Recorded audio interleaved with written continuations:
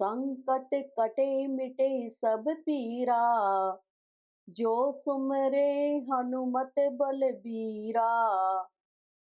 अर्थात जो लोग पराक्रमी और वीर हनुमान का स्मरण करते हैं, उनके सभी संकट और कष्ट दूर हो जाते हैं।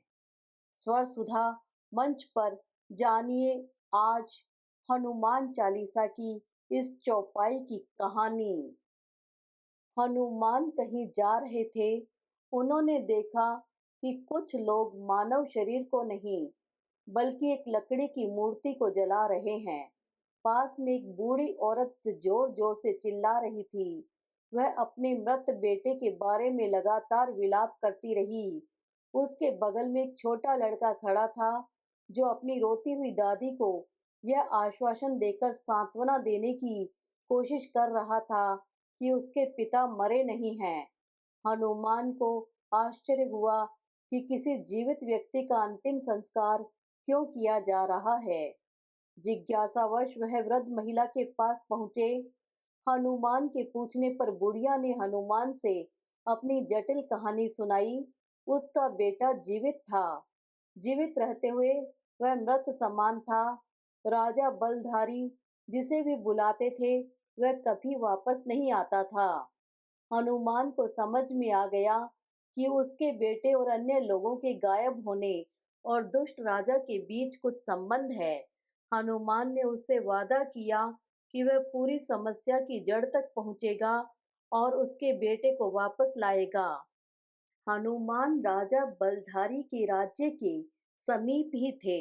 उन्होंने देखा कि दो बहुत कमजोर आदमी आत्महत्या करने के लिए एक चट्टान से कूदने वाले थे।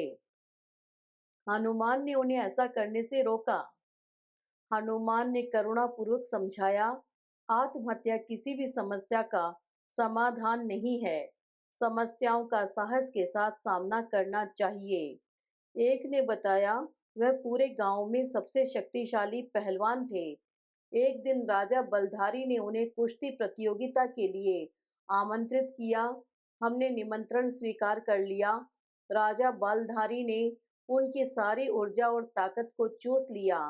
उनके पास जो कुछ बचा था, वह केवल हड्डियों का एक थैला था, जबकि उनकी सारी शक्तियां राजा को हस्तांतरित कर दी गई थी।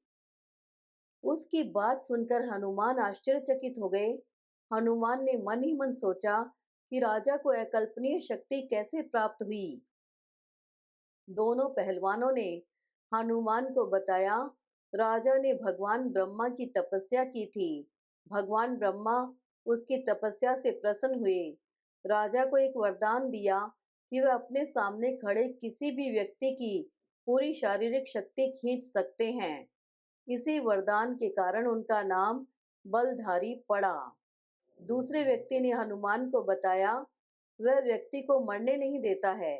यदि व्यक्ति मर जाता है तो उसकी शक्ति समाप्त हो जाती है। अपनी ताकत को बनाए रखने के लिए वह उन लोगों को मरने नहीं देगा। वह उन्हें कैद करेगा और उन्हें अच्छी तरह से खाना खिलाएगा ताकि वे जीवित रहें। पहले व्यक्ति ने कहा, किसी तरह से हम दोनों उस गुफा से भागने में सफल हो गए। हम आशा कर रहे थे कि हमारी मृत्यु से राजा की ताकत कम हो जाएगी और उनके पराजित होने की अधिक संभावना होगी। दोनों ने राजा के पास गज शक्ति के विषय में भी जानकारी दी। हनुमान राजा बलधारी से मिलने के लिए निकले। राजा ने हनुमान को साधारण वानर समझकर उनका अपमान किया।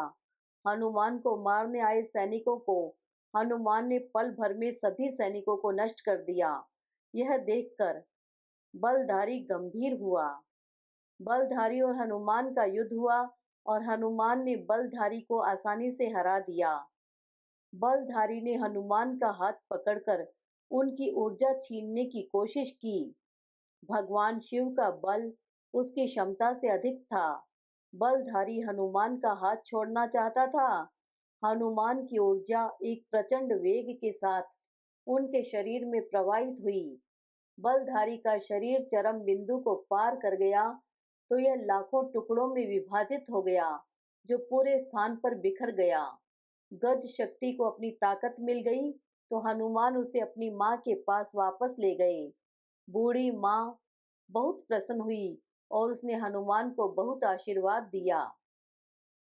नारद प्रकट होकर हनुमान से अनुरोध करने लगे, हनुमान, तुम्हें सदैव ध्यान रखना होगा कि भविष्य में बलधारी लोगों की ताकत का शोषण न कर सके। हनुमान ने नारद को वचन दिया। हनुमान ने अपना एक सुंदर लाल रंग का देवता बनाया, जिसे बल निधि के नाम से जाना जाता है। उन्होंने नारद से कहा, यह रूप हमेशा सभी अखाड़ों और कुश्ती के मैदानों में रहेगा। जो कोई भी मेरे इस रूप की पूजा करेगा और शारीरिक गतिविधियां और व्यायाम करेगा, वह महान शक्ति प्राप्त कर सकेगा। नारद यह जानकर बहुत प्रसन्न और संतुष्ट हुए कि अब कोई शोषण और पीड़ा नहीं होगी। संकट कटे मिटे सब पीरा, जो सुमरे हनुमत बलबीरा। तुलसीदास ने कुश्ती में शक्ति के लिए हनुमान का आशीर्वाद प्राप्त करने के लिए प्रत्येक अखाड़े में हनुमान देवता की स्थापना की सिफारिश की।